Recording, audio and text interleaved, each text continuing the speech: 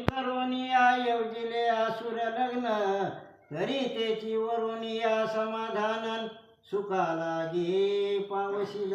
मग अशा प्रकारे काय केलेलं आहे की बाबा ते प्रगट होणार आहेत आणि प्रगट झाल्यानंतर जे काही मानव रूपात येऊन लग्नापुरतं ते मानव रूप धरतील आणि त्यावेळेस तुझं त्यांचं दर्शन होईल आणि थोडक्या माणसामध्ये लग्न आपल्याला करायचं आहे. आयशे सावनी कमट कुल्लळ शयनी पाहुडा उत्तळ वेळ ते निशा लोटून उदय काळन गवस्तीशी पावला.